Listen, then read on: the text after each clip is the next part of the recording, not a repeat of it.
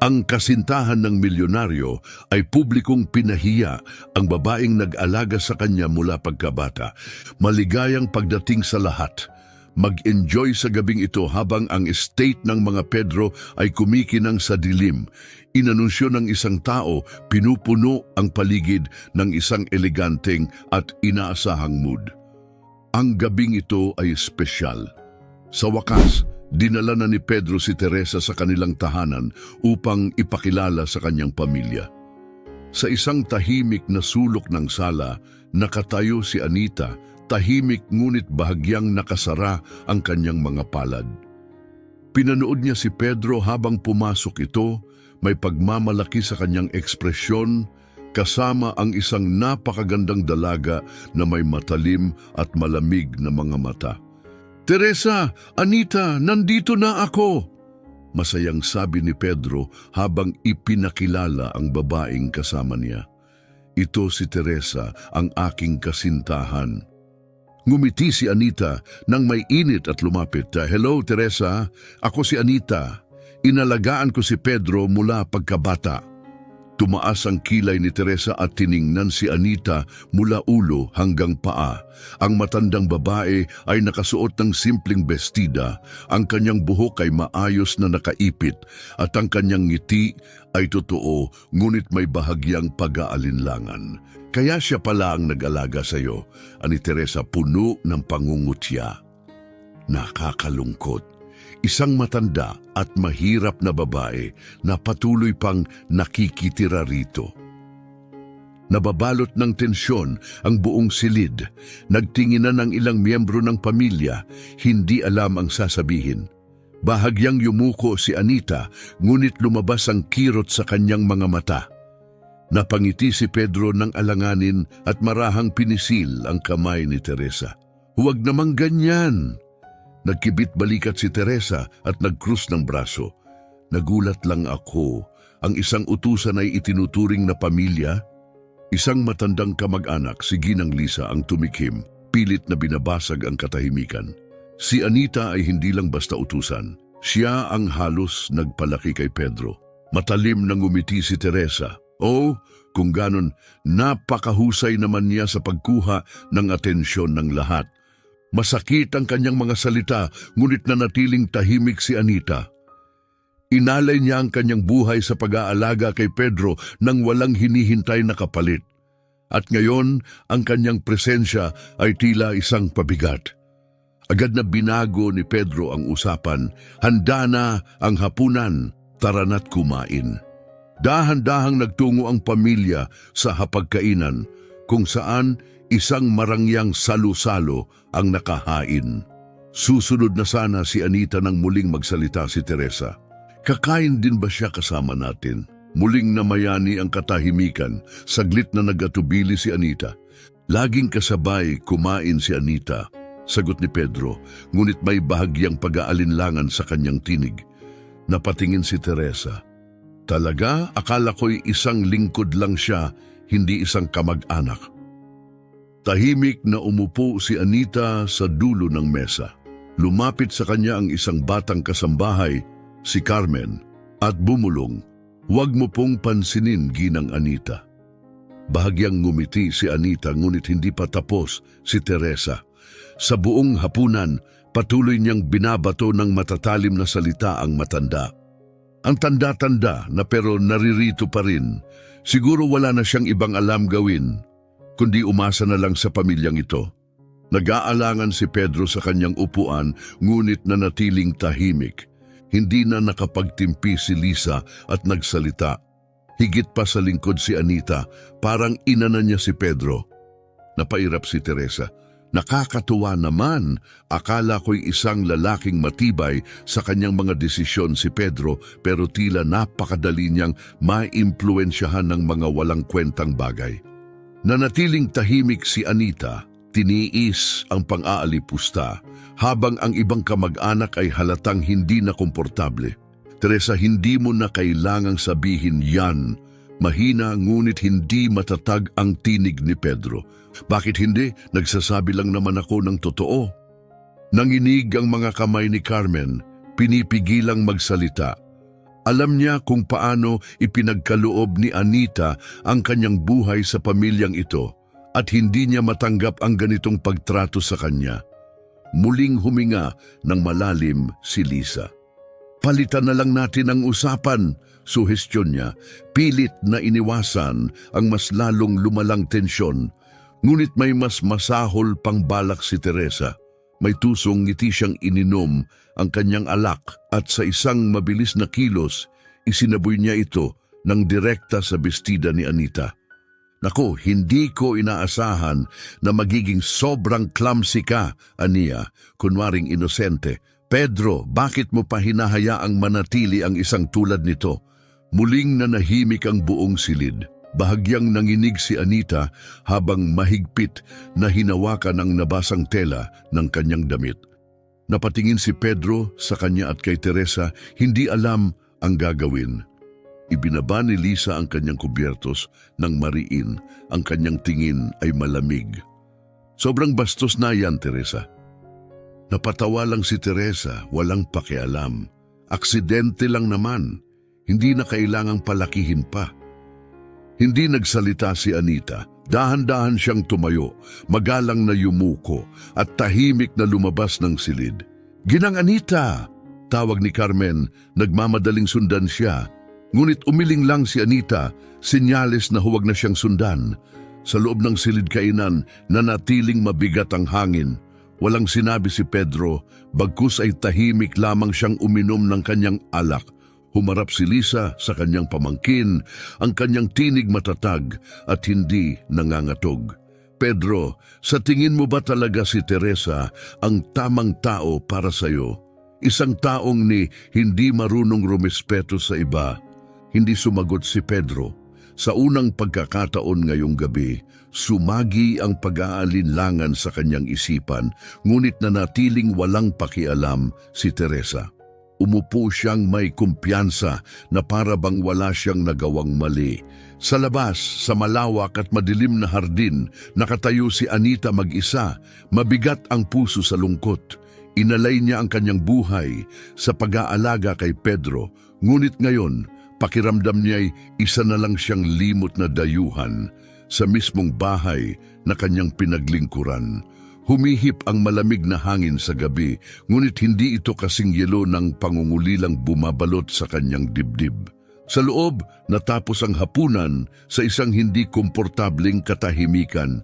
Hindi mabata ng lahat ang tensyon sa silid. Alam nilang lahat kung gaano kasama si Teresa, ngunit walang nagsalita ng direkta tungkol dito. Lahat sila'y naghihintay, hinihintay si Pedro na magsalita, na gumawa ng hakbang, ngunit hindi niya ginawa.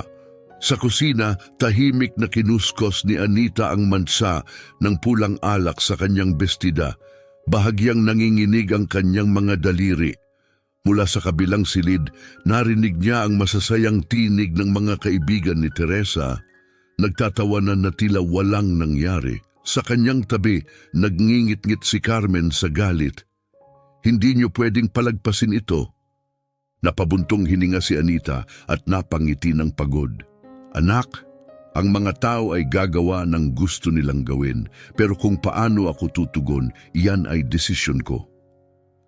Nakapamulsa ang mga kamay ni Carmen, hindi matanggap ang sagot.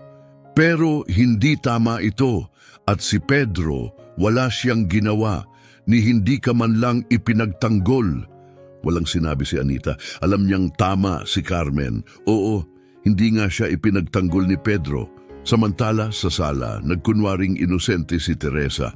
Tinitingnan ang mga mukhang hindi komportable sa paligid. Bakit parang lahat kayo ay nakatingin sa akin na parang may nagawa akong masama? Hindi na nakapagtimpi si Lisa. Ang respeto niya kay Anita ay hindi kailanman nagbago. Dahil may ginawa kang masama, Teresa. Pinahiya mo ang isang taong buong buhay na nag-alaga sa pamilyang ito. Hindi lang basta lingkod si Anita, siya ang nagpalaki kay Pedro. Napairap si Teresa at mapanuyang tumawa. Nakakataba naman ng puso, pero kung talagang mahalaga siya, bakit siya nananatiling isang matandang kasambahay? Muling bumigat ang katahimikan sa silid. Nakasimangot si Pedro, ngunit wala pa rin siyang sinabi. Muling tumingin si Lisa sa kanyang pamangkin, litaw ang matinding pagkadismaya. Wala ka talagang sasabihin, Pedro? Nag-aalangan siyang tumingin kay Teresa at sa kanyang pamilya, halatang hindi alam ang gagawin.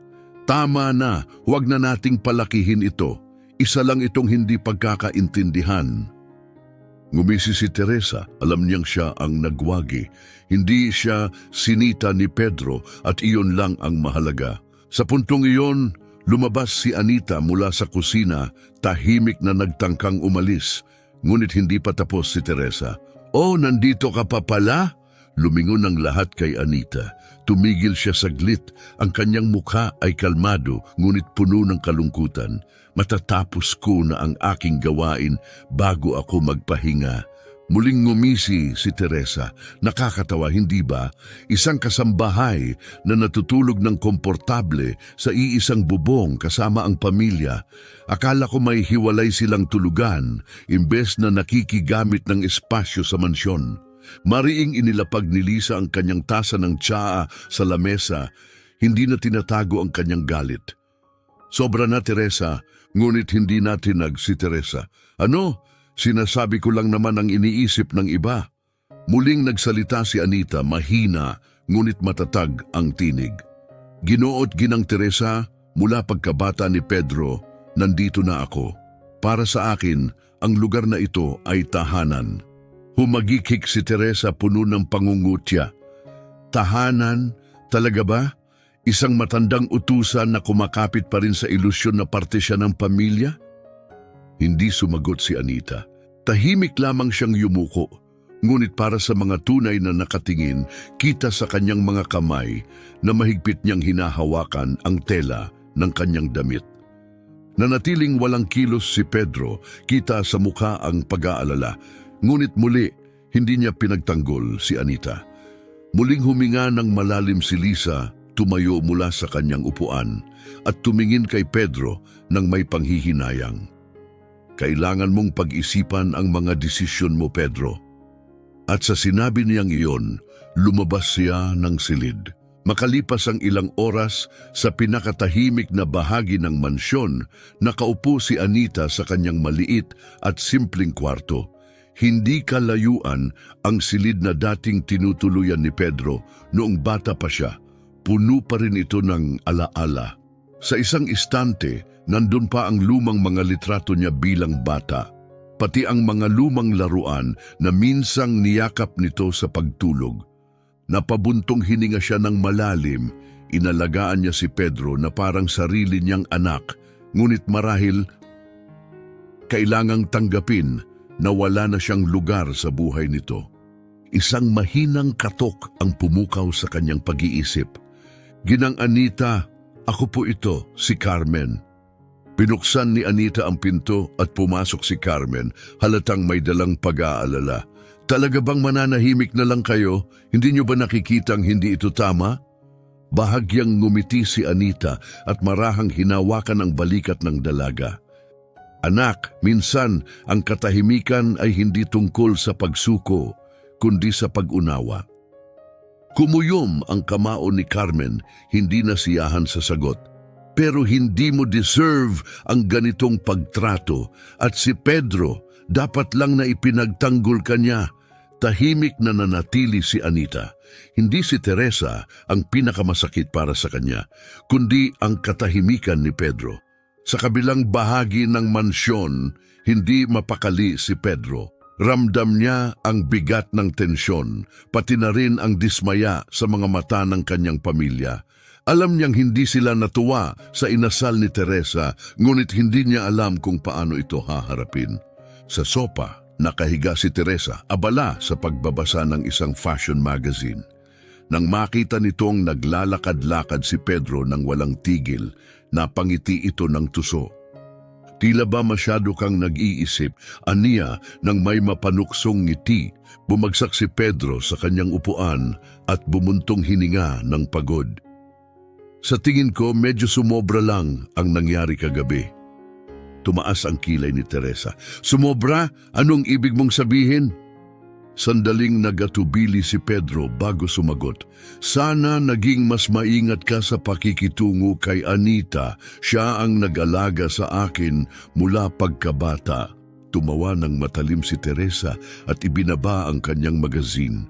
Seryoso ka bang ipinagtatanggol siya? Hindi ako kumakampi kaninuman, sagot ni Pedro. Halatang walang kasiguraduhan ang kanyang tinig. Gusto ko lang sanang iginagalang mo siya ng kaunti. Nagyakap si Teresa ng kanyang mga braso, ang kanyang titig matalim. Sinabi ko lang ang nasa isip ko. Kung naiinis ka doon, baka hindi ako ang may problema, baka ikaw. Napatahimik si Pedro, hindi alam ang isasagot. Sa sandaling iyon, bumukas ang pintuan ng sala at pumasok si Lisa kasama si Anita. Ginang Anita, ayos ka lang ba? Tanong ni Lisa ng mahinahon. Tumango si Anita, ngunit halatang mas pagod siya kaysa dati. Humarap si Lisa kay Pedro, seryoso ang muka. Wala ka pa ring sasabihin tungkol dito. Napalunok si Pedro, ramdam ang bigat ng inaasahan sa kanya.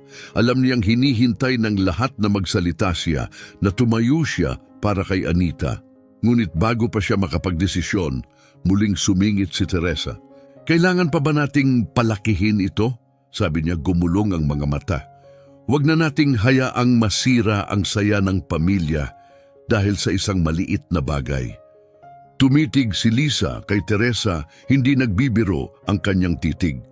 Hindi ito tungkol sa kung gaano kalaki o kaliit ang isyu. Ito ay tungkol sa kung paano ka makitungo sa ibang tao. Napangisi si Teresa ngunit hindi sumagot. Samantala, may bumigat sa loob ng dibdib ni Pedro. Buong buhay niya, inalagaan siya ni Anita, ngunit ngayon lang niya napagtanto na tulad ng iba, maaari rin siyang masaktan. At ngayon, sa unang pagkakataon, naramdaman niyang baka huli na ang lahat. Nababalot ng liwanag at kasayahan ang buong estate habang idinaraos ng pamilya ni Pedro ang isang engranding pagtitipon upang ipakilala si Teresa sa kanilang malalapit na kaibigan. Kumikinang ang mga chandelier, nagpapalabas ng gintong liwanag sa buong sala. Nagniningning ang mga kristal na baso sa hapagkainan at ang mga bisita ay nagsidatingan sa kanilang mararangyang kasuotan. Puno ng sigla ang kanilang pag-uusap. Tulad ng dati, nanatili si Anita sa likuran. Tahimik siyang gumalaw sa loob ng bahay, sinisiguradong maayos ang lahat, inaayos ang mga kubyertos, sinisigurong maayos ang paghahain ng pagkain. Wala siyang kaalam-alam na muli siyang magiging tampulan ng panlalait.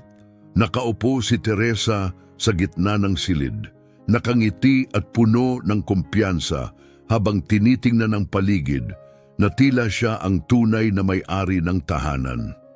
Pinalibutan siya ng grupo ng mga kaibigan ni Pedro, masiglang nakikipag-usap.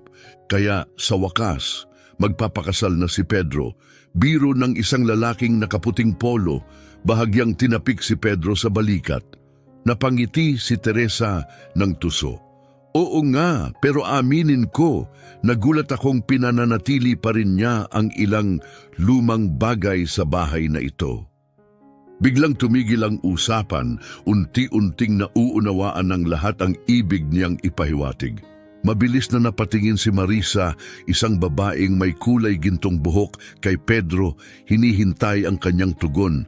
Ngunit gaya ng dati, isang mahina at hindi siguradong ngiti lamang ang kanyang isinagot. Kumunot ang noo ni Marisa. Ano ang ibig mong sabihin, Teresa? Nagkibit-balikat si Teresa na parang wala lang. Wala namang mahalaga. Nakapagtataka lang na sa isang bahay na ganito kagarbo, may isang lumang anino pa ring pagala-gala. Saglit niyang itinuro si Anita. Narinig ni Anita ang sinabi, ngunit hindi nagpakita ng reaksyon. Tahimik lang siyang nagpatuloy sa pag-aayos ng mesa, nakayuko. Ngunit si Carmen, na nasa tabi niya, hindi na nakapagtimpi. Si Ginang Anita ay hindi lang basta lingkod. Aniya, matigas ang boses. Tumaas ang kilay ni Teresa at tumawa ng bahagya. Talaga? Ano siya kung ganon? Isang lumang alaalang hindi na maitapon. Nagkatinginan ang ilang bisita, halatang hindi komportable. Isang lalaking nasa edad 40, si Samuel, na matagal ng kaibigan ng pamilya, umiling. Ginuot ginang Teresa, ang pinag-uusapan mo ay isang babaeng may mataas na respeto sa tahanang ito. Respetado? Inismiran ni Teresa. Sinasabi ko lang naman ang totoo. Dapat ay alam ng isang lingkod kung saan siya nababagay. Tahimik lang si Pedro sa tabi niya, halatang hindi alam ang gagawin. Nagpatuloy ang kasiyahan, ngunit nag-iba na ang atmosfera. Mula sa kabilang panig ng silid, hindi na itinago ni Lisa ang kanyang pagkadismaya. Tinitigan niya si Pedro, tahimik na nakikiusap sa kanya na magsalita. Ngunit nanatili siyang walang imik at nang akala nilang hindi nalalala ang gabi. Ginang Anita, maaari po bang pakibuhusan ako ng alak? Isang bisita ang nagtanong. Tumango si Anita at lumapit, marahang kinuha ang bote. Ngunit nang maingat niyang binubuhos ang alak, biglang hinila ni Teresa ang kanyang kamay ng madiin.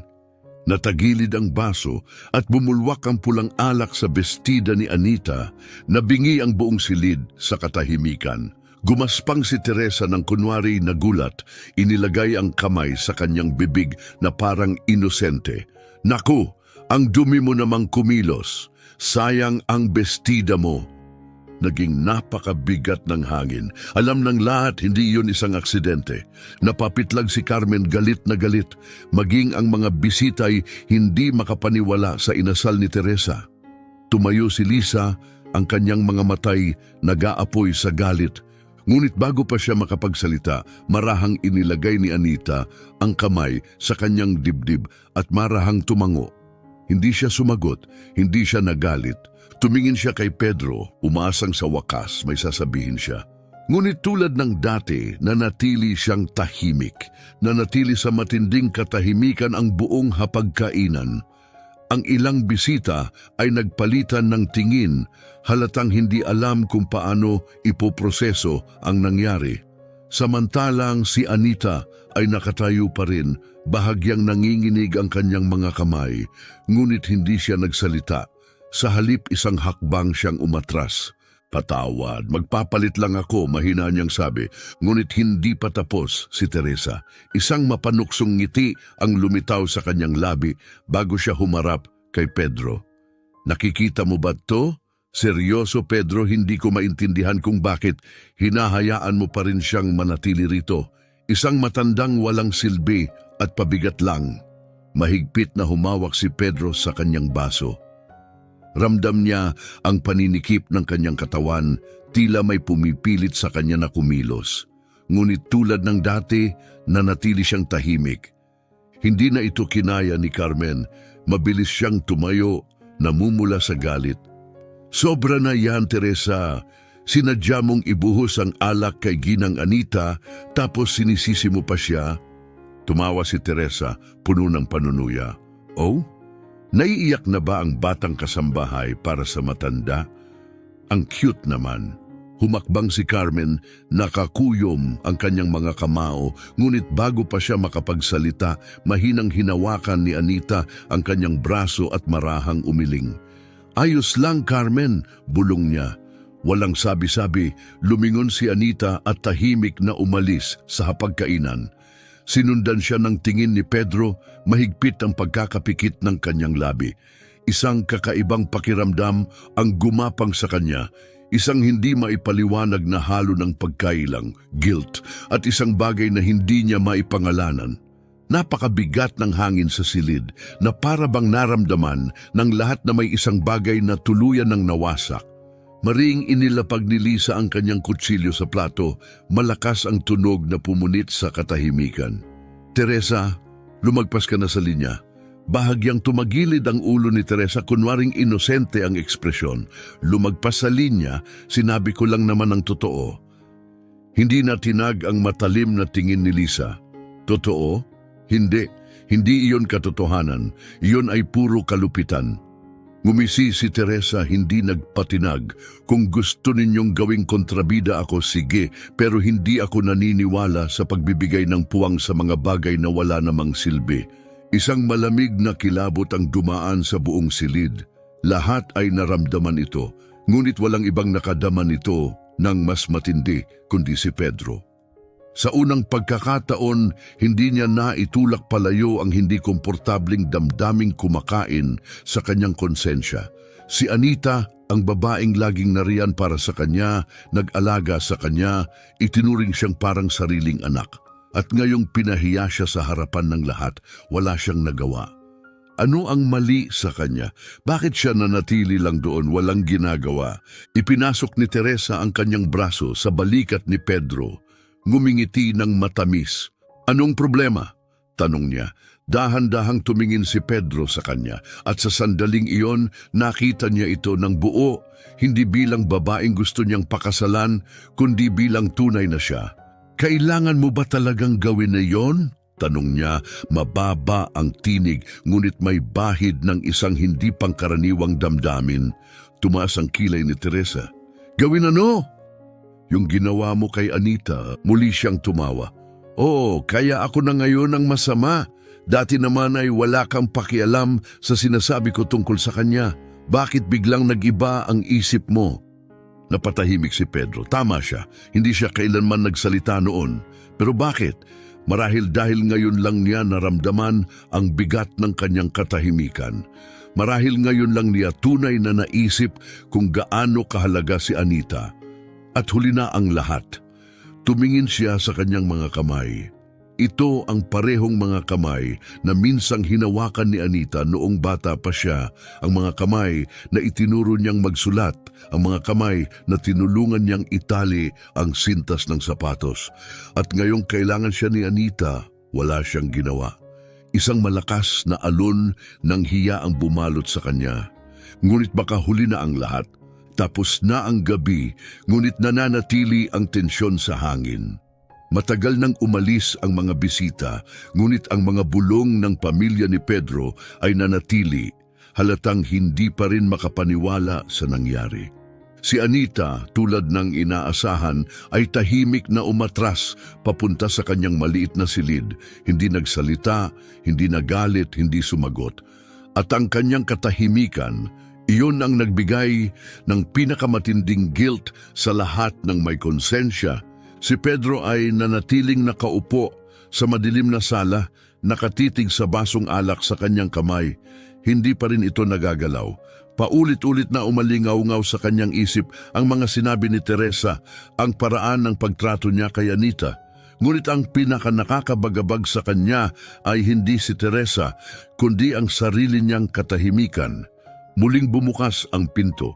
Pumasok si Lisa, nakapulupot ang mga braso, matalim ang tingin habang tinitingnan ang kanyang pamangkin.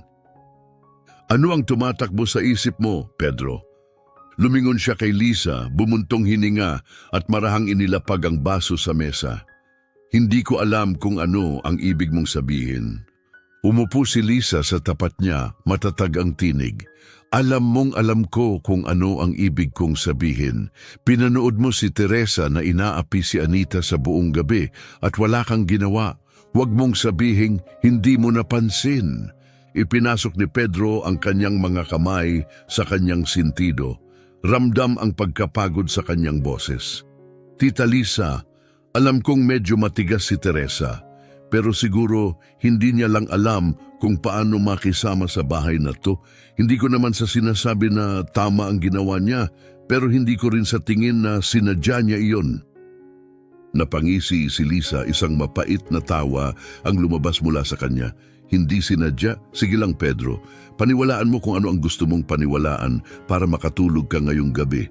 Pero alam mo kung sino ang pinakanakakadismaya ngayong gabi. Napakunot noo si Pedro, isang mabigat na pakiramdam ang pumuno sa kanyang dibdib. Sino? Hindi na tinagang titig ni Lisa. Ikaw. Oh, ikaw. Matalim at hindi matinag ang tinig ni Lisa, pumunit sa katahimikan ng silid. Nanonood ka lang habang pinapahiya si Anita sa harapan ng lahat at wala kang sinabi, wala kang ginawa para ipagtanggol siya, ang babaeng buong buhay niyang inalay para palakihin ka. Napailing siya, kitang-kita sa kanyang mukha ang pagkadismaya. Hindi ko maintindihan, sino ka Pedro? Dahil ang batang kilala ko noon ay hinding-hindi hahayaang mangyari ang ganitong kalupitan. Parang patalim ang bawat salitang tumama kay Pedro. Kumuyom ang kanyang mga kamay habang bumibigat ang kanyang dibdib. Hindi ko lang ayokong palalain ang sitwasyon, mahina niyang sagot. Nangunot ang noo ni Lisa. Palalain? Sa tingin mo ba hindi lumala ang lahat dahil nanahimik ka? Kung hindi mahalaga sa iyo si Anita, sabihin mo na lang ng harapan.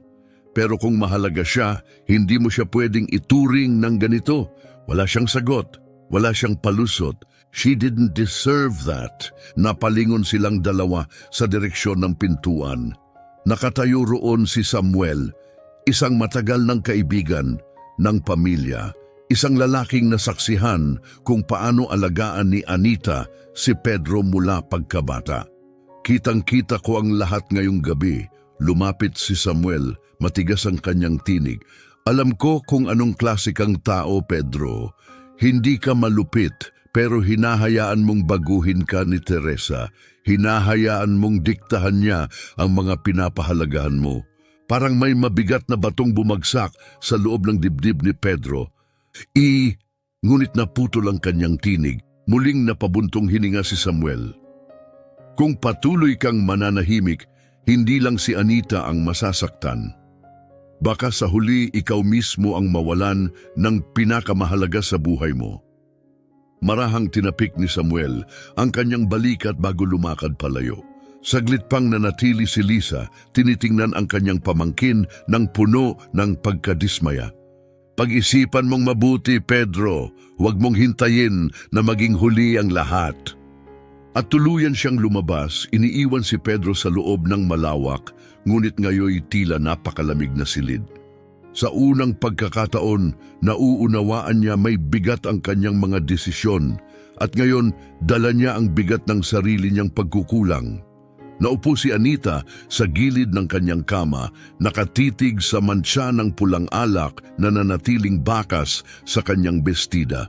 Hindi siya galit, wala siyang hinanakit, ngunit naroon ang lungkot.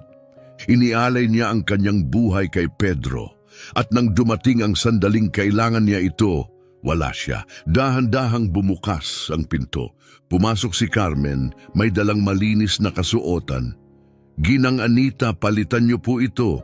Ako na ang maglalaba ng damit niyo. Bahagyang ngumiti si Anita. Salamat, Carmen. Ngunit hindi maitago ni Carmen ang kanyang pagkainis. Hindi ba kayo galit kay Pedro? Ni hindi niya kayo ipinagtanggol. Maingat na tinupi ni Anita ang bestida sa kanyang kandungan bago bumuntong hininga. Hindi ako galit, pero nadidismaya ako.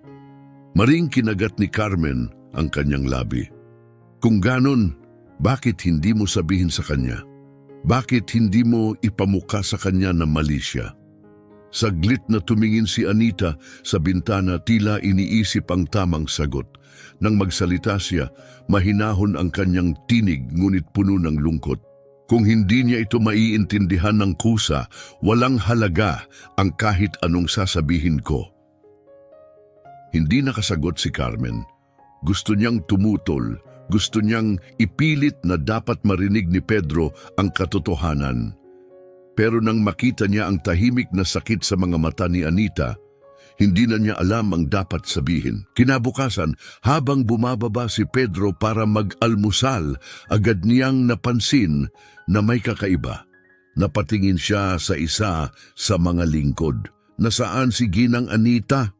Maaga po siyang nagising at nasa hardin, Ginoo. Saglit siyang nag-atubili bago tumango. Walang sabi-sabi, lumabas siya, sinusundan ang daang matagal na niyang kabisado. Doon niya nakita si Anita tulad ng dati, tahimik na nagdidilig ng mga bulaklak, gaya ng ginagawa niya tuwing umaga. Ngunit habang pinagmamasdan niya ito mula sa malayo, may bumigat sa kanyang dibdib. Hindi lang ito guilt, ito ay takot. Takot na baka hindi niya na maibalik ang lahat. Takot na baka sa patuloy niyang pananahimik, tuluyan siyang mawala sa buhay ni Anita.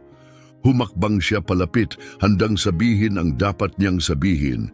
Ngunit bago pa man niya mabuksan ang kanyang bibig, lumingon si Anita sa kanya, isang banayad ng ngiti ang nakaguhit sa kanyang mukha. Magandang umaga, Pedro. Kasing init pa rin ng dati ang kanyang tinig na para bang walang nagbago.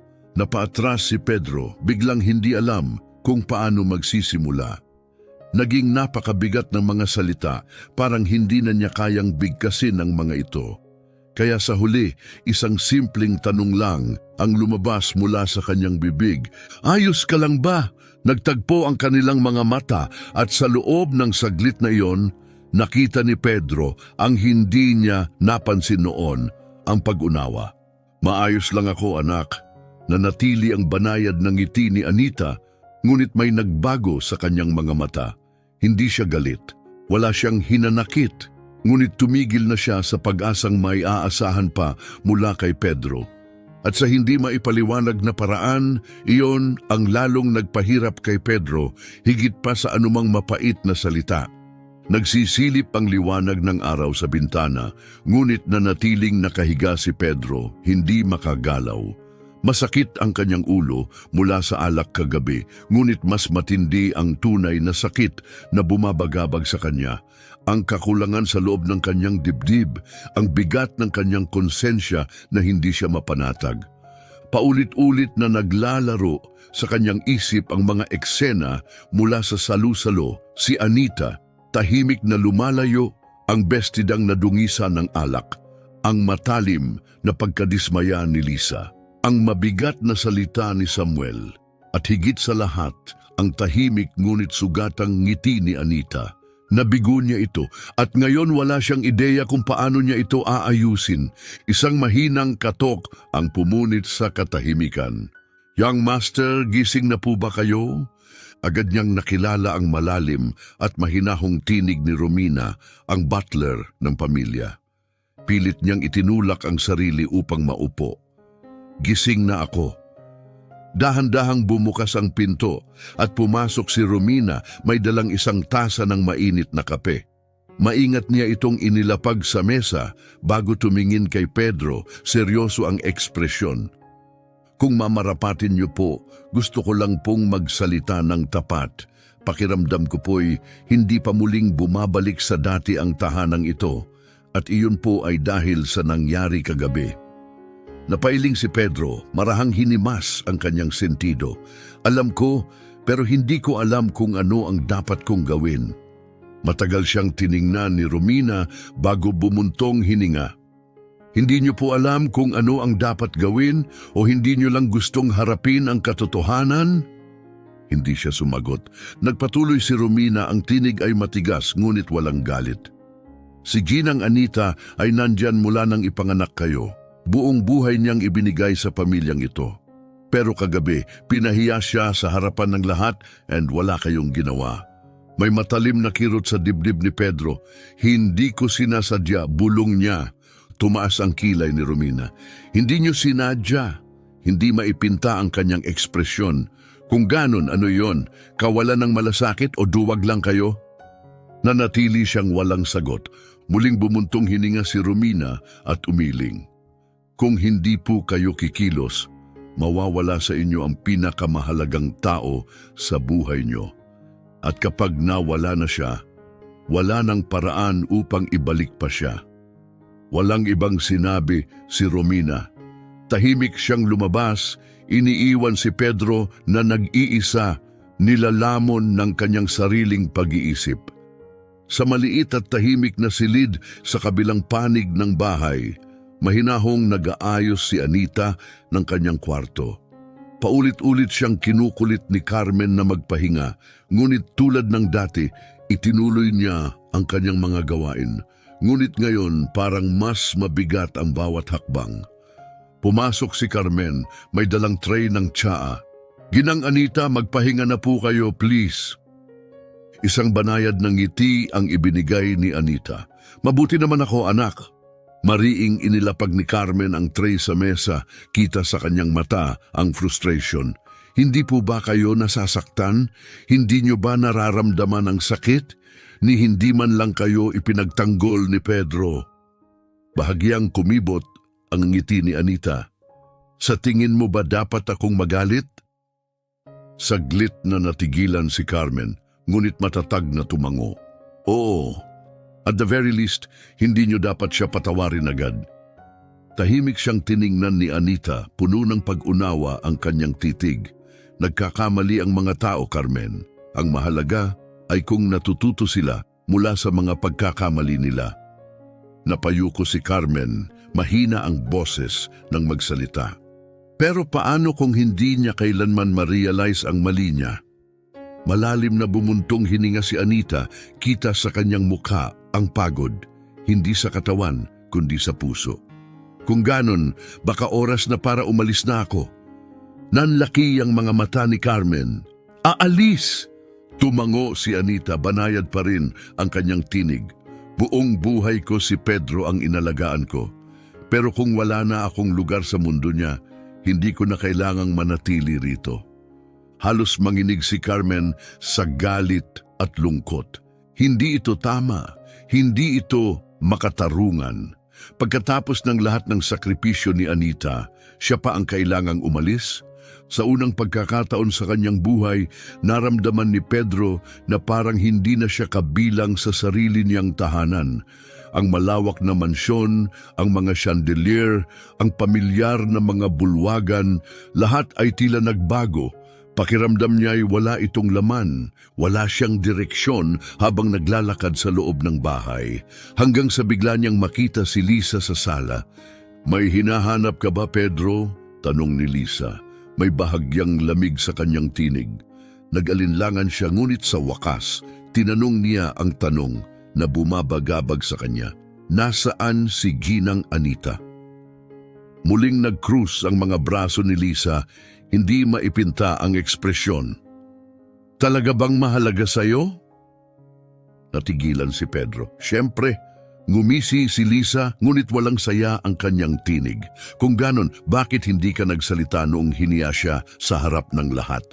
Hindi siya nakasagot. Muling napabuntong hininga si Lisa, isang matalim na lungkot ang sumilay sa kanyang mukha. Nag-iisip na si Anita na umalis. Naninikip ang dibdib ni Pedro. Aalis? Oo. At bakit hindi? Tumigas ang tinig ni Lisa.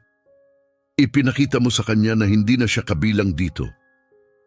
Parang may malakas na suntok na tumama sa loob ng dibdib ni Pedro. Totoo ba ito? Aalis si Anita? Hindi niya iyon hinayaang mangyari. Pero may karapatan pa ba siyang pigilan ito? Nanginig ang kanyang mga kamay. Ngayon lang siya natakot ng ganito sa kanyang buong buhay. Ngayon lang niya tunay na napagtanto. Hindi lang siya nanahimik. Hindi lang siya nagkulang. Iniwan niya si Anita sa panahong pinakakailangan siya nito. At ngayon, baka tuluyan na itong mawala sa kanya. Isang mabigat na bigat ang lumukob sa dibdib ni Pedro. Anita, aalis? Isang malamig na takot ang dumaloy sa kanya.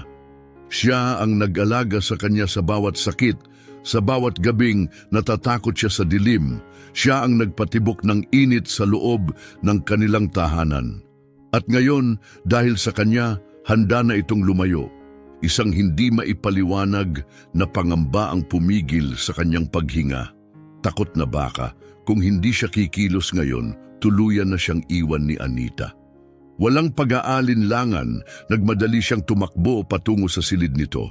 Nang makarating siya, nakita niyang nakasara ang pinto. Sandali siyang tumigil, lumulundag ang kanyang puso sa kamarahang kumatok. Madam Anita, walang sagot. Pinilit niyang lunukin ang bumibigat sa kanyang lalamunan bago niya itinulak ng marahan ang pinto. Ang unang bumungad sa kanya ay ang isang maliit na maleta, maingat na nakalagay sa tabi ng kama. Parang huminto ang kanyang paghinga. Hindi lang niya iniisip umalis, desidido na siya. Nanatili siyang nakatayo, tila hindi na kayang gumalaw habang tinitingnan ang maletang iyon. Isang ordinaryong bagay, ngunit ito ang nagdala ng bigat ng lahat ng kanyang naging pagkakamali. Sa isang sulok ng silid, lumapit si Anita, may hawak na maliit na piraso ng tela. Tumigil siya nang makita ito, ngunit nginitian siya nito, ang parehong banayad at mainit na ngiti na nakasanayan niya. "Anong ginagawa mo rito, Pedro?" Maamo pa rin ang tinig nito, ngunit may kung anong lamig sa ilalim nito, isang bagay na hindi niya kayang ipaliwanag. Pinilit niyang alisin ang tingin sa maleta at tinitigan si Anita. "Talaga bang aalis ka?" Maingat niyang inilapag ang tela sa isang upuan bago umupo sa gilid ng kama. Marahil ito na ang tamang oras. Agad na sumiklab ang gulat at takot sa kanya. "Hindi mo ako pwedeng iwan." Muli siyang nginitian ni Anita, ngunit ang kanyang mga mata ay puno ng lungkot. "At bakit hindi? Hindi na ito ang tahanan ko." Napakuyom ng kamao si Pedro. "Anong ibig mong sabihin? Lagi kang kabilang dito."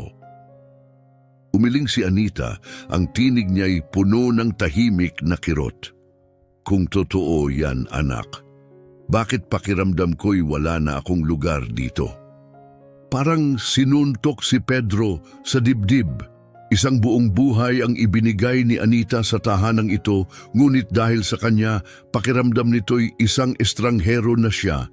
Sa unang pagkakataon, nakita niya ito ng buo, ang pagod sa mukha nito, ang bigat sa kanyang mga mata.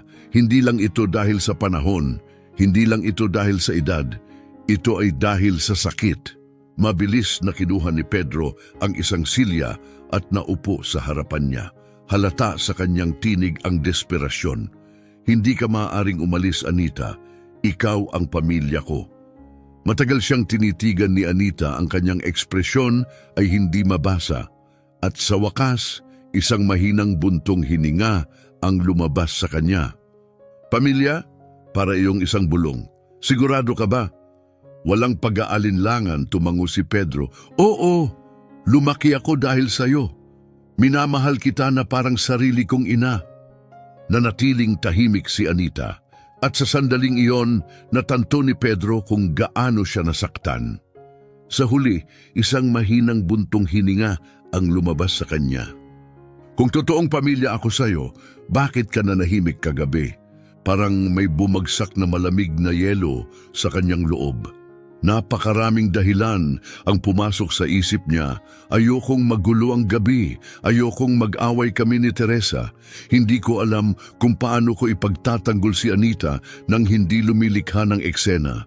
Ngunit alam niyang wala sa mga ito ang tunay na dahilan. Walang dahilan na sapat para bigyang katwiran ang kanyang katahimikan. Nagtagpo ang kanilang mga mata bago marahang umiling si Anita. "Alam mo ba kung ano ang pinakamabigat na sakit, Pedro? Hindi ang masasakit na salita." Nagpos siya, tila pinapayagan ang kanyang susunod na salita na lumubog ng buo sa kanya. "Ang pinakamasakit ay ang katahimikan." May matalim na hapdi sa kanyang dibdib. "Galit ka ba sa akin?" tanong ni Pedro, halos isang bulong. Umiling si Anita. "Hindi ako galit, pero nadismaya ako." At sa isang iglap, mas masakit iyon kaysa sa anumang galit na maaaring ipakita nito. Hindi siya nasaktan dahil sa galit. Nasaktan siya dahil hindi na siya umaasa kay Pedro. Napalunok si Pedro, ramdam ang paninikip ng kanyang lalamunan. "Pakiusap, huwag kang umalis." Isang banayad ng ngiti ang muling lumitaw sa labi ni Anita. Maingat niyang iniabot ang kanyang kamay at hinaplos ang buhok ni Pedro, gaya ng ginagawa niya noong bata pa ito. Isang simpleng kilos na muntik nang bumali sa kanya. "Pedro, malaki ka na. Hindi mo na ako kailangan." Mabilis siyang umiling. Hinawakan ang kamay nito na parang isang desperadong bata. "Hindi totoo yan. Bahagi ka ng buhay ko. Hindi ko kayang isipin ang bahay na ito nang wala ka." Muli siyang tinitigan ni Anita, tila sinusukat kung totoo ang kanyang sinasabi. At sa huli, isang tanong ang binitiwan nito. "Kung ganon, bakit mo hinayaan silang tratuhin ako ng ganon?" Hindi siya makasagot. Dahan-dahang binawi ni Anita ang kanyang kamay at tumayo. Hindi kita sinisisi, Pedro, pero iniisip ko, marahil tama na rin ito. Marahil dapat ko nang simulan ang sarili kong buhay. Isang matinding desperasyon ang bumalot kay Pedro. Hindi niya kayang isipin ang buhay na wala si Anita. Biglang bumukas ang pinto. Ginang Anita, hindi mo pwedeng iwan si Master Pedro. Si Carmen, pula ang mukha nito, puno ng galit at matinding emosyon. Napangiti si Anita. Carmen, anak, kaya na ni Pedro ang sarili niya. Pero mariin umiling si Carmen. Hindi, kung kaya niya, hindi niya hinayaang mangyari ito sa'yo. Napapitlag si Pedro. Hindi pa siya kailanman kinausap ni Carmen ng ganito. Tumalikod ito sa kanya, ang mga mata naniningkit sa galit. Master Pedro, kung talagang mahalaga sa iyo si Ginang Anita, ipakita mo. Dahil kung hindi ka kikilos ngayon, tuluyan mo siyang mawawala. Napalunok si Pedro, naninikip ang kanyang dibdib sa bigat ng kanyang pagkukulang. At sa sandaling iyon, natanto niya ang isang bagay. Hindi lang ito tungkol kay Anita, hindi lang ito tungkol kay Teresa, ito ay tungkol sa kanya. Kung gusto niyang bumawi, kung gusto niyang ipakita kay Anita na siya ay pamilya niya talaga, kailangan niyang patunayan ito. At hindi lang sa pamamagitan ng salita, kundi sa pamamagitan ng gawa. Nanatili sa isipan ni Pedro ang mga salita ni Teresa, parang isang matinding babala na hindi niya nakayang baliwalain. Ngunit sa unang pagkakataon, hindi siya nagduda sa kanyang sariling desisyon. Tumitig siya kay Anita na naroon pa rin may banayad na ekspresyon sa mukha, ngunit wala na ang dating pag-asam sa kanyang mga mata. Hindi na siya naghihintay na magbago si Pedro, tanggap na niyang hindi ito magbabago. At ang napagtantong iyon ang pinakamahirap tanggapin ni Pedro. Malalim siyang huminga, saka lumapit kay Anita, at sa harapan niya, ang babaeng nag-alaga sa kanya buong buhay niya, lumuhod siya. Madam Anita, patawad.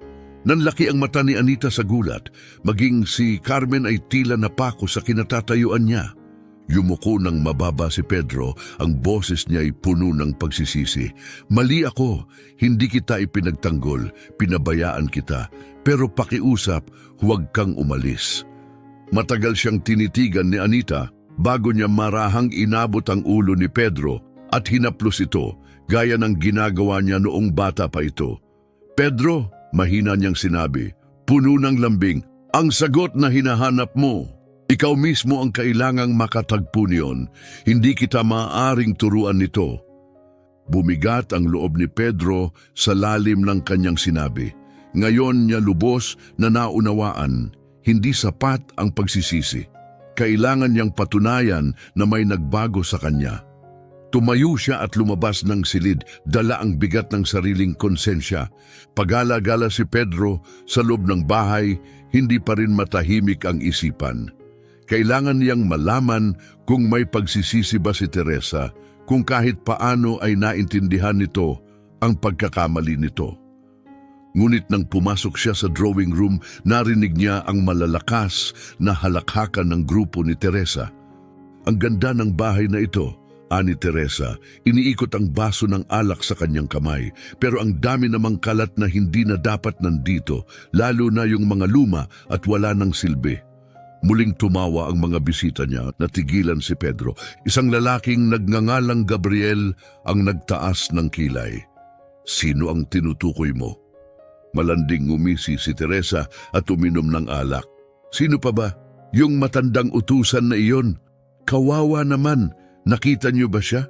Nakatayo lang doon, basang-basa ng alak, parang isang asong basang-basa sa ulan. Muli na namang umalingaw-ngaw ang tawanan sa buong silid. Nanigas ang katawan ni Pedro. Wala siyang pagsisisi, wala siyang hiya. Sa halip na makaramdam ng alinlangan, isang matinding galit ang bumangon sa kanyang dibdib. Mas matindi pa sa naramdaman niya noong gabi ng salusalo. Hindi na siya nagdalawang isip. Mabilis siyang lumapit kay Teresa. Kailangan nating mag-usap. Nagulat si Teresa sa tigas ng kanyang tinig. Oh, Pedro, andito ka na pala. Pwede bang mamaya na may ginagawa ako? ngunit hindi siya naghintay. Hinawakan niya ang braso nito at itinayo ito mula sa upuan. Ngayon na! Natigilan ang lahat, walang nagsalita habang hinila niya si Teresa palabas ng silid. Nang sila'y tuluyang nag-iisa sa pasilyo, binitiwan niya ito. Ano yung sinabi mo kanina? Malamig niyang tanong, nagkibit balikat si Teresa. Ano, ang tungkol sa katulong mong kawawa? O Pedro, masyado kang seryoso? Napalunok si Pedro sa galit. Siniraan mo siya muli. Muling bumuntong hininga si Teresa na para bang naiinip. Drama mo naman. It was just a joke. Nagpanting ang tenga ni Pedro. Isang biro? Sa'yo biro lang ang ipahiya ang isang taong nag-alaga sa akin mula pagkabata? Nag-cruise ng braso si Teresa. Pedro, bakit ba parang bigla kang nagbago? Ano bang pinagsasabi mo? Huminga siya ng malalim, pilit pinipigil ang sarili. Kung hindi mo kayang respetuhin si Anita, wala kang karapatang manatili sa buhay ko. Bahagyang napaatras si Teresa. Ano? Tumingin si Pedro diretso sa kanyang mga mata, walang pag-aalinlangan, tapos na tayo Teresa. Parang hindi ito agad nakapaniwala. Sandali, nakikipaghiwalay ka dahil sa isang katulong. Madiin niyang sinagot, dahil sa isang taong higit pa sa pamilya kaysa sa iyo. Hindi na nagawang itago ni Teresa ang kanyang pagkagulat. Hindi ka seryoso. Tumango si Pedro. Seryoso ako. Saglit siyang natigilan, tila hindi makapaniwala na hindi na niya hawak ang kontrol sa sitwasyon. Pedro, mahal mo ako, hindi ba? Pero sa unang pagkakataon tiningnan niya ito at wala na siyang nakitang kagandahan o alindog. Wala na ang iniidolo niyang babae. Ang natira na lang ay isang taong walang respeto sa iba. Hindi kita kilala. Natigilan si Teresa. Ano?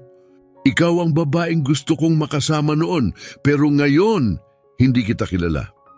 Dahan-dahang nanlamig ang mukha ni Teresa. Alam niyang seryoso si Pedro.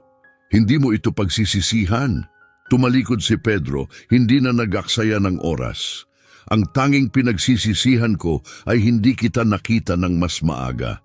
At iniwan niya si Teresa nakatayo sa pasilyo, nagngangalit sa galit, ngunit walang magawa. Hindi naghintay si Pedro.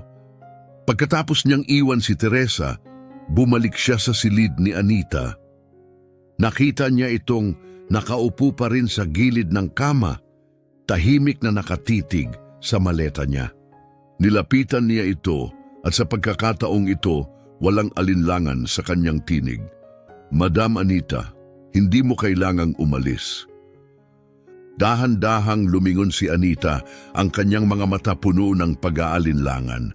Pedro, lumuhod siya muli, ngunit sa pagkakataong ito, hindi lang pagsisisi ang dala niya, may paninindigan na rin. Hindi ako magsasalita ng mga walang kwentang pangako, pero isang bagay ang alam ko, hindi ko hahayaang ituring kang iba sa kung sino ka. Muli siyang hinaplos ni Anita sa buhok. At sino nga ba ako, anak? Mahigpit niyang hinawakan ang kamay nito. Ikaw ang nag-alaga sa akin. Ikaw ang nagpalaki sa akin. Hindi lang kita lingkod. Ikaw ang pamilya ko. Isang matamis ngunit mapait na ngiti ang lumabas sa labi ni Anita. Matagal ko nang hinintay na marinig mo yan. Napalunok si Pedro. Mananatili ka ba? Hindi sumagot si Anita agad. Sa halip, hinawakan niya ang kanyang kamay at sa pagkakataong ito, hindi niya ito binitiwan. Sa unang pagkakataon, naramdaman ni Pedro na ito na ang tamang simula. At sa unang pagkakataon, hindi na siya mananahimik. Mabilis na nagtungo si Pedro sa hardin kung saan tahimik na tinatabasan ni Anita ang mga bulaklak. Hindi siya lumingon sa tunog ng kanyang mga yapak, ngunit alam niyang naroroon siya. Huminto siya ilang hakbang palayo, nilunok ang kanyang kaba at nagsalita, Madam Anita, pinalayas ko na si Teresa. Dahan-dahang lumingon si Anita, bahagyang gulat ang dumaan sa kanyang mata. Desisyon mo ba talaga iyon? Tumango si Pedro walang pag-aalinlangan. Tama ka, mali ako, napakatagal kong nanahimik, pero ipinapangako ko hindi na ako papayag na saktan ka ni Numan.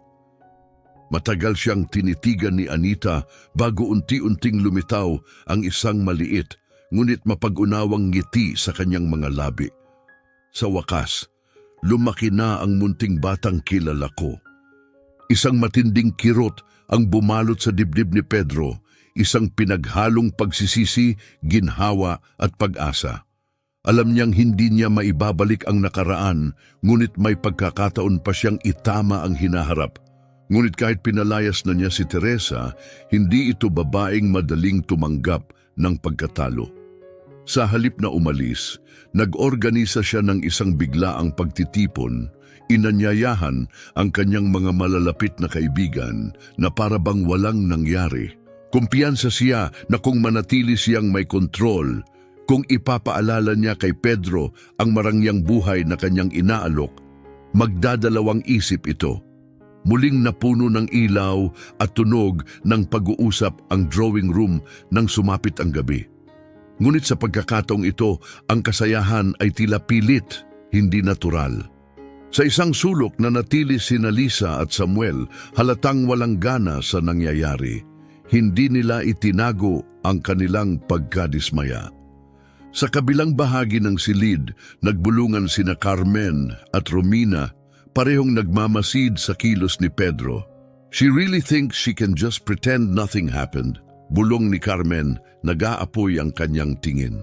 Malalim na huminga si Romina, nakatuon ang tingin kay Pedro, na nakatayo malapit sa pasukan, tahimik na pinagmamasdan ang nangyayari. Sa wakas, nakita na ng batang Ginoo kung sino talaga siya. Pero may lakas ba siyang tapusin ito? Mahigpit na isinara ni Carmen ang kanyang kamao. Hindi siya dapat nandito, alam ito ng lahat. Pero ang mas pinangangambahan ko ay si Madam Anita. Sobra na ang tiniis niya. Tumango si Romina, ang ekspresyon niya ay puno ng lungkot at sa isang iglap bumagsak ang lahat. Si Anita, tulad ng dati, ay nanatiling nasa likuran, tahimik na inaayos ang silid, hindi nagpapansin. Ngunit hindi si Teresa ang tipo ng taong marunong lumimot. Oh my, malakas ang boses ni Teresa, sapat para marinig ng lahat. Naririto ka pa rin? Biglang tumahimik ang silid. Saglit na natigilan si Anita ngunit hindi sumagot. Nakangising lumapit si Teresa, nakapulupot ang kanyang mga braso. Nakakapagtaka, akala ko nakaimpake ka na at handa nang umalis. Muling lumipat ang mga mata ng lahat kay Pedro. Isang matinding galit ang pumuno sa kanya. Bago pa siya makapagsalita, tumayo si Samuel. Ang tinig niya'y matalim na tila isang kutsilyo. Ginang Teresa, lumalagpas ka na sa linya. Sumunod si Lisa, ang kanyang boses, kasing lamig ng bakal. Nakakahiya ka. Hindi pa ako nakakita ng isang tao na kasing baba ng ugali mo. Ngunit hindi natin si Teresa, bagkus itinapat niya ang kamay sa kanyang dibdib na parang inosente. Ano? Sinasabi ko lang ang totoo, kung mayroon siyang dignidad, umalis na sana siya. At bago pa man maunawaan ng lahat ang susunod niyang gagawin, bigla niyang inangat ang kanyang baso ng alak at inihagis ang laman nito kay Anita. Sumabog ang pulang likido sa damit ni Anita, bumakat sa tela na parang dugong kumalat sa kanyang katawan. Nag-freeze ang buong silid, napakuyom ng kamao ni Samuel, nanginginig sa galit. Mabilis na tumayo si Carmen, buong katawan niya'y nanginginig sa matinding puot. Anong ginawa mo? Sigaw niya. Ngunit ang natatanging hindi gumalaw ay si Anita mismo. Walang galit, walang pagkagulat. Ibinaba lamang niya ang kanyang tingin at sa kanyang mga mata walang puot, kundi isang lungkot na hindi kayang ipaliwanag ng salita. At sa sandaling iyon, may isang bagay na tuluyang nabasag sa loob ni Pedro. Sa pagkakataong ito, hindi na siya mananatiling tahimik. Si Teresa ay nakangiti pa rin, ngunit nang humarap siya kay Pedro, agad na nagbago ang kanyang ekspresyon. lumayas ka. Ang tinig niya ay kalmado, ngunit walang alinlangang utos. Nanigas si Teresa. Ano? Lumapit si Pedro, ang kanyang titig malamig, puno ng matinding paghamak.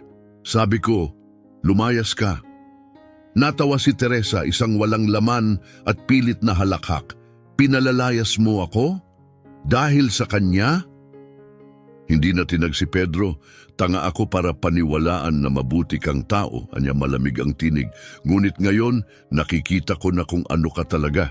Hindi ka lang malupit, wala kang puso. Bahagyang nanginig si Teresa, ngunit agad niyang itinago ito sa likod ng kanyang mapanuksong ngiti. Pedro, sobra ka naman. Mahal mo ako, hindi ba? Sa unang pagkakataon, tumingin si Pedro sa kanya at wala siyang nakitang kahit anong hinangaan niya noon. Walang kagandahan, walang alindog, isang tao lamang na walang halaga sa kanya. Hindi kita kilala. Natigilan si Teresa. Ano? Matatag siyang tumango. Hindi lang kita pinalalayas sa bahay na ito, kanselado na rin ang kasal natin. Napuno ng bulong ang buong silid. May nagulat, may nagbuntong hininga ng ginhawa. Nanlaki ang mata ni Teresa. Pedro, hindi mo ako pwedeng gawin to. Matapang niyang tinapunan ito ng tingin. Kakagawa ko lang. Tinalikuran niya ito, hindi man lang nagdalawang isip. Nanginginig si Teresa sa galit. Pagsisisihan mo to, Pedro. Ipinapangako ko, pagsisisihan mo. Ngunit walang nagbigay ng pansin sa kanyang pagbabanta. Ibinigay ni Samuel ang utos na ipak ang kanyang mga gamit. Tumayo si Lisa, mahigpit ang yakap sa kanyang sarili, habang si Carmen ay mabilis na lumapit kay Anita upang punasan ang kanyang bestida. Ngunit nanatiling tahimik si Anita, napagod na sa paulit-ulit na pagdadaanan niya. Si Pedro naman ay tahimik na huminga ng malalim, hinagod ang kanyang buhok. Sa unang pagkakataon sa napakahabang panahon, gising na siya. Matagal siyang bulag, mas pinili niyang manahimik, hinayaang masaktan ang taong pinakamahalaga sa kanya. Ngunit tapos na ang panahon ng kahinaan at sa pagkakataong ito, handa na siyang ayusin ang lahat. Bukas ang pinto ng pag-aaral ni Pedro. Nang biglang pumasok si Teresa, dala pa rin ang kanyang mapagmataas ng ngiti. Ngunit sa kabila ng kanyang kumpiyansa, may bahagyang pangamba sa kanyang mga mata. Nang magtagpo ang tingin nila ni Pedro, malamig, walang bahid ng pag-aalinlangan. Pedro, kailangan nating mag-usap. Dahan-dahang ibinaba ni Pedro ang kanyang baso at tumayo. Nandito ka pa rin. Tumaas ang kilay ni Teresa, nakapulupot ang mga braso sa kanyang dibdib. Anong ibig mong sabihin, hindi ako aalis, sobra ka lang sa pag-react. Bukas, kapag kalmado ka na, marirealize mong ako pa rin ang pinakamahusay na pagpili para sa'yo. Isang mapait na tawa ang lumabas mula kay Pedro. Pinakamahusay na pagpili, isang babaeng malupit, mapanlinlang at walang kahit kaunting malasakit sa iba. Napairap si Teresa. Oh, tigilan mo yan. Fine, siguro medyo napasobra ako kay Anita, pero ginawa ko lang iyon dahil mahal kita. Hindi dapat nadadala ang isang lalaking kasing taas ng estado mo ng isang mahirap at walang silbing babae tulad niya. Madiin ang pagkuyom ng kamao ni Pedro. Hindi pabigat si Madam Anita, siya ang pamilya ko. Napailing si Teresa. Seryoso ka ba? Lingkod lang siya. Yan ang tawag mo sa pamilya. Lumapit si Pedro, ang kanyang tinig yelo sa lamig. Hindi mo ito maiintindihan dahil hindi mo kayang mahalin ang sinuman kundi ang sarili mo. Sandaling natigilan si Teresa, ngunit mabilis niya itong tinakpan ng isang mapanuyang ngiti. So, ano ngayon? Iniisip mo bang itapon ako? May kasal tayong pinaplano, Pedro. Hindi mo ako maaaring hiyain ng ganito. Matalas ang ngiti ni Pedro. Hiyain ka? Ikaw ang nagdala niyan sa sarili mo. Sa tingin mo ba, pagkatapos ng ginawa mo, may sino man sa pamilya ko na tatanggap pa sa'yo? Nagpanting ang tainga ni Teresa. Pagsisisihan mo ito, aniya, puno ng galit. Kailangan mo ako. Ako ang nagbibigay sa'yo ng koneksyon, ng status. I don't need status, malamig na putol ni Pedro. Ang kailangan ko ay ang mga taong tunay na nagmamalasakit sa akin. Matatag at walang pag-aalinlangan ang kanyang boses. Kanselado na ang kasal. Kunin mo ang mga gamit mo at umalis ka. Laging inakala ni Teresa na mahina si Pedro, madaling manipulahin. Ngunit ngayong tinitingnan niya ito, napagtanto niyang wala na siyang kontrol sa kanya. Nanginginig ang kanyang katawan sa galit. Sa tingin mo papayagan kitang gawin ito? Aniya, umaalingaw-ngaw ang galit sa kanyang tinig. Sisiraan kita. Sasabihin ko sa media na ikaw ang nagkanulo sa akin. Na ikaw, gawin mo, sabi ni Pedro, hindi na tinag. Tingnan natin kung sino ang paniniwalaan nila pagkatapos ng lahat ng ginawa mo. Sa unang pagkakataon, lumitaw ang tunay na takot sa mga mata ni Teresa. Nawala na ang kanyang kontrol at alam niyang hindi na niya ito maibabalik. Ang kanyang kapangyarihan, ang kanyang maingat na hinubog na imahe, ang kanyang impluensya kay Pedro, lahat ito ay bumagsak sa harapan niya. Hingal siya, ang galit sa kanyang dibdib ay lumalagablab. Pedro, pagsisisihan mo ito, ipinapangako ko. Ngunit si Pedro ay tapos na sa kanyang mga banta. Dahan-dahan siyang lumapit sa pinto, binuksan ito at itinuro ang labas. Lumayas ka. Sinubukan ni Teresa kontrolin ang sitwasyon sa pamamagitan ng media, ngunit hindi siya umubra sa kapangyarihan ng pamilya ni Pedro. Sina Lisa at Samuel ay mabilis na kumilos, naglabas ng opisyal na pahayag, kinansela ang engagement na ito dahil sa lantad na kawalang galang ni Teresa sa aming pamilya. Mabilis na kumalat ang chismis, ang mga dumalo sa party ay ikinuwento ang lahat kung paano pinahiya ni Teresa si Anita, kung paano lumabas ang tunay niyang ugali. Sa loob lamang ng ilang araw, tuluyang bumagsak ang kanyang reputasyon, mga headlines sa dyaryo, Teresa, ang mapagmataas na fiancé na sumiklab sa sarili niyang pagkawasak. Isiniwalat ang iskandalo sa Pedro Estate. Kabastusan may kapalit, paano nawalan ng lahat si Teresa? Unti-unting lumayo sa kanya ang mga negosyante, nawalan ng suporta ang kanyang pangalan sa lipunan. Ang mga dati niyang tagahanga ay ngayoy tinutulig sa siya. Ngunit wala sa mga ito ang tunay na nawala sa kanya. Nawala sa kanya si Pedro. Paulit-ulit siyang tumatawag, wala nang sumasagot. Pinuntahan niya ang estate, ngunit nanatiling nakasara ang mga tarangkahan. Sa wakas, napagtanto niya ang totoo, wala nang bumabalik sa kanya. Habang pinag-uusapan ng mundo ang pagbagsak ni Teresa, si Anita ay hindi man lang nagbigay ng pansin.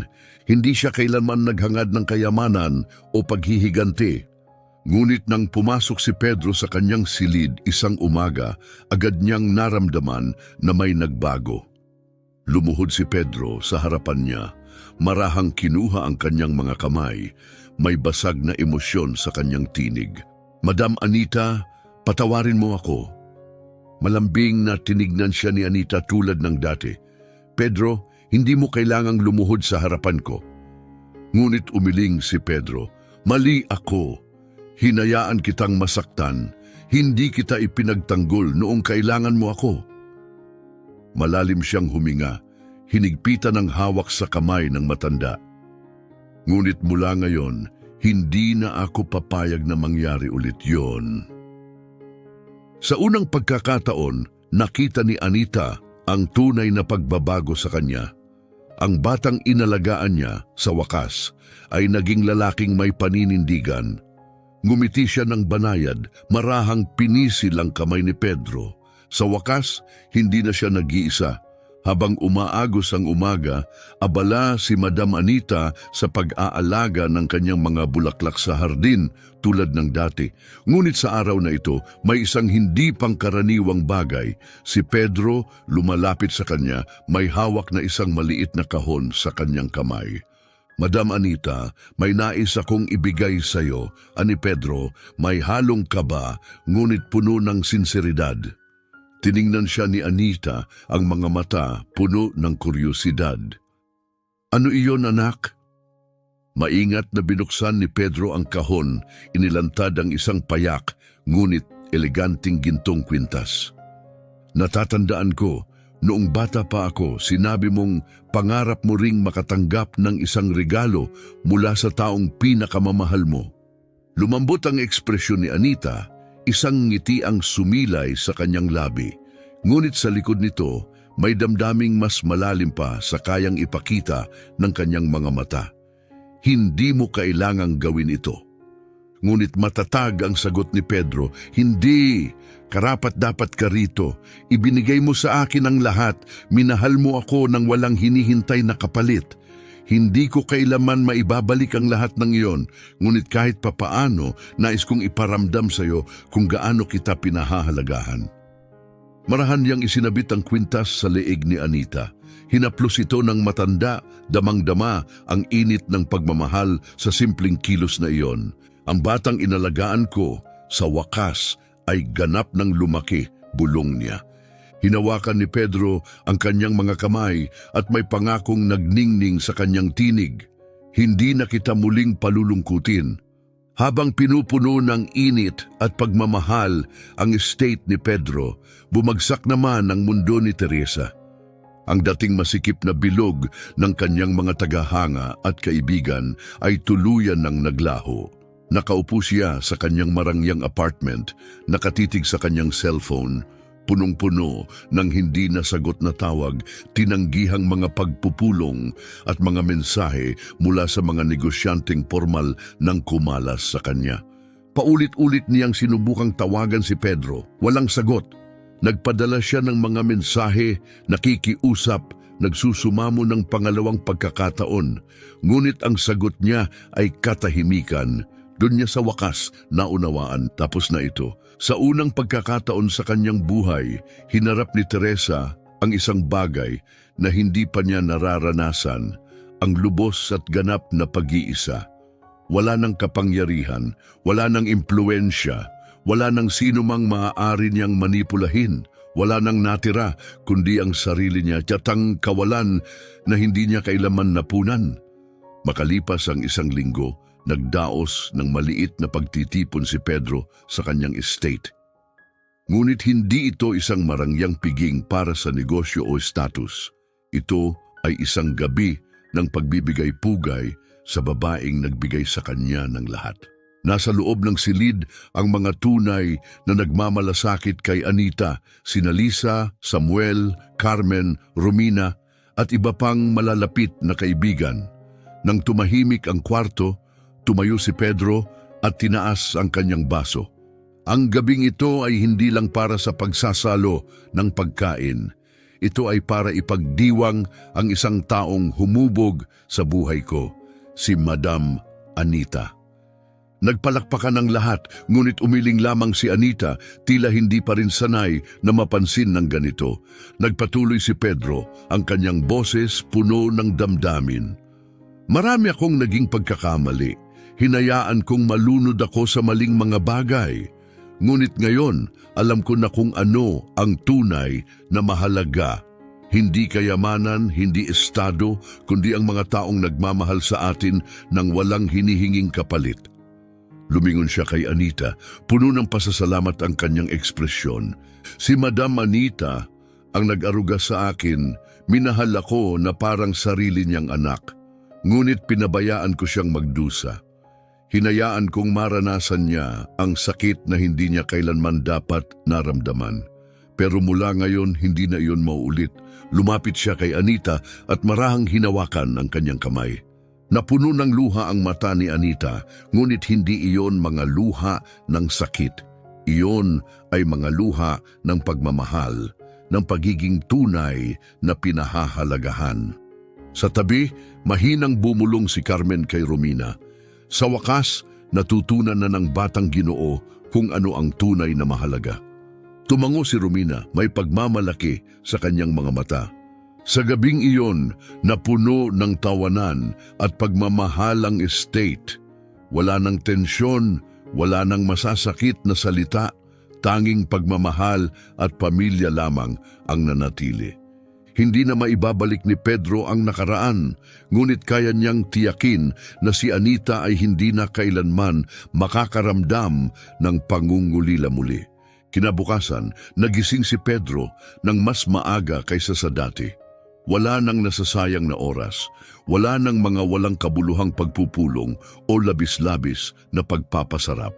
Ngayon, may mas mahalagang bagay siyang kailangang gawin. Naglakad siya patungo sa hardin kung saan si Anita ay maingat na inaalagaan ang mga rosas. Nakasuot siya ng isang payak na asul na sweater, mukhang maaliwalas at payapa tulad ng dati. Lumapit si Pedro sa kanya. "Magandang umaga, Madam Anita." Lumingon si Anita, ngumingiti. "Magandang umaga, anak." Nang hindi nag-aalinlangan, lumuhod si Pedro sa tabi niya at sinimulang bunutin ang mga damo. Napatawa si Anita. "Ang batang inalagaan ko, ngayon ay nagtatanim? Hindi ko ito inaasahan." Napatawa rin si Pedro. "Hindi ko kailanman pinahalagahan ang maliliit na bagay noon, pero ngayon gusto kong magbago." Saglit siyang tiningnan ni Anita at sa mahinang tinig, sinabi niya, "Talagang nagbago ka, Pedro." Tumango siya, puno ng determinasyon sa kanyang mga mata. "Mas pinahaba ko ang panahon bago ko natutunan ang tunay na halaga ng pamilya. Pero ngayon, hindi ko na yon bibiguin." Maingat na inilagay ni Anita ang kanyang kamay sa balikat ni Pedro. Ang init ng pagmamahal ay ramdam sa kanyang haplos. Sa buong buhay niya, nakita niya si Pedro bilang batang inalagaan niya. Ngunit ngayon, sa unang pagkakataon, nakita niya ito bilang lalaking may paninindigan, ang anak na matagal na niyang inaasam na makilala. Kinagabihan, muling nagtipon sina Pedro at ang kanyang mga mahal sa buhay, Lisa, Samuel, Romina, Carmen. Mas matibay ang kanilang ugnayan kaysa dati. Tumayo si Pedro at tumingin sa paligid bago tumitig kay Anita, puno ng matinding emosyon sa kanyang mata. "Madam Anita," anya, "pinahalagahan mo ako na parang tunay mong anak. Lagi kang nandyan noong ako'y may sakit, noong naliligaw ako, kahit noong hindi ko nararapat ang iyong kabaitan." Huminga siya ng malalim, matatag ang kanyang boses. "Ngunit hindi ko kailanman tunay na naibalik ang pagmamahal na iyon, at ngayon gusto kong simulan." Mula sa kanyang bulsa, inilabas niya ang isang puting sobre at iniabot ito kay Anita. Nag-alinlangan si Anita bago ito binuksan. Nang makita niya ang laman, nanlaki ang kanyang mata sa gulat. Isang titulo ng lupa, isang maliit na bahay sa probinsya, isang lugar ng kapayapaan na matagal na niyang pinangarap. Ngumiti si Pedro, banayad ngunit puno ng sinseridad. "Alam kong gusto mo ng isang tahimik na lugar na matatawag mong sarili mong tahanan. Ito ang regalo ko sa iyo." Tumulo ang luha ni Anita, ngunit sa pagkakataong ito ay mga luha ng labis na kasiyahan. Tiningnan niya si Pedro, ang batang minsan niyang nyugyog sa kanyang bisig, at ang lalaking nakatayo ngayon sa harap niya. At alam niyang sa wakas, natagpuan na nito ang kanyang daan pauwi. Pumatak ang luha sa mga pisngi ni Anita habang umiling siya, tinatapunan si Pedro ng isang titig na puno ng pagmamahal. "Pedro, hindi mo kailangang gawin ito." Ngunit banayad na hinawakan ni Pedro ang kanyang kamay, marahang pinisil ito, puno ng init at sinseridad. "Kailangan ko dahil karapat-dapat ka rito." Nababalot ng damdamin ng buong silid, si Lisa ay tahimik na naglagay ng kamay sa kanyang puso, ang kanyang mga mata kumikinang sa luhang hindi pa bumabagsak. Si Samuel ay tumango ng matatag, isang tahimik, ngunit matibay na pagsang-ayon. Si Carmen naman ay hindi na nag-atubili, mabilis siyang lumapit at mahigpit na niyakap si Anita. "Karapat dapat ka rito, ginang Anita," bulong ni Carmen, nanginginig ang kanyang tinig sa matinding damdamin. Napatingin si Anita sa paligid, gulat at labis na natabunan ng pagmamahal na bumalot sa kanya. Hindi niya kailanman inasahan ang anumang bagay mula kay Pedro. Ang kanyang pagmamahal dito ay palaging walang hinihinging kapalit. Ngunit sa sandaling ito, napagtanto niya ang isang napakagandang katotohanan. Ang pagmamahal na iyon ay naibalik sa kanya. Hindi na siya nag-iisa. Sa wakas, nagkaroon siya ng isang tunay na pamilya. Kinabukasan, dinala ni Pedro si Anita sa kanyang bagong tahanan. Isang payak ngunit napakagandang bahay ito. Maaliwalas, may isang maliit ngunit namumulaklak na hardin, puno ng mga bulaklak na parang hinugot mula sa kanyang matagal ng pangarap. Dahan-dahang lumakad si Anita papasok, napapalibutan ng ginhawa at pagmamahal sa bawat sulok. Pinalibutan niya ng tingin ang loob ng bahay, punong-puno ng paghanga. Ang kanyang puso ay halos hindi na makaya na ng pasasalamat na bumabalot dito. Anak, bulong niya, nanginginig ang tinig. Hindi ko kailanman inisip na magkakaroon ako ng ganitong klasing tahanan. Ngumiti si Pedro at marahang hinila ang isang upuan para sa kanya. Karapat dapat ka rito, ginang Anita. Buong buhay mo akong inalagaan. Ngayon, panahon na para ipahinga mo ang sarili mo at tamasahin ang payapang buhay. Muling hinawakan ni Anita ang kanyang kamay, isang haplos na puno ng init at pagmamahal. Ngunit kahit nasaan ako, palagi akong bahagi ng buhay mo, hindi ba? Hindi nagdalawang isip si Pedro, mahigpit niyang hinawakan ang kanyang kamay, puno ng katiyakan ang kanyang sagot. Hindi ka lang bahagi ng buhay ko, ikaw ang pamilya ko at palagi kang magiging pamilya ko. Pumatak ang isang luha sa pisngi ni Anita, ngunit sa pagkakataong ito, hindi ito luha ng sakit. Ito ay luha ng dalisay at ganap na kasiyahan. Ang kwentong ito ay hindi natapos sa pagbagsak ni Teresa. Natapos ito sa pagbabago ni Pedro, sa pagmamahal at pasasalamat na sa wakas ay natutunan niyang yakapin, hindi pera, hindi estado, kundi pag-ibig. Sa mahabang panahon hinayaan ni Pedro na ang kanyang katahimikan ay makasakit sa taong nagmahal sa kanya ng walang kondisyon. Ngunit noong idinilat niya ang kanyang mga mata, pinili niyang itama ang kanyang mga pagkakamali. Pinili niyang pahalagahan ang mga tunay na nagmamalasakit sa kanya. At si Teresa, ang kanyang kayabangan, kalupitan at kasakiman ay nagdala sa kanya sa nag-iisang kapalarang nararapat sa kanya, ang ganap at lubos na pag-iisa. Kung naantig ka sa kwentong ito, huwag kalimutang i-like at i-subscribe ang aming channel. Ang inyong suporta ay napakahalaga sa amin at nagbibigay inspirasyon upang patuloy kaming magdala ng mga kwento na puno ng pagmamahal at aral sa buhay. Maraming salamat sa pagiging bahagi ng aming paglalakbay. Kita-kits sa susunod na kwento. Ang kasintahan ng milyonaryo ay publikong pinahiya ang babaeng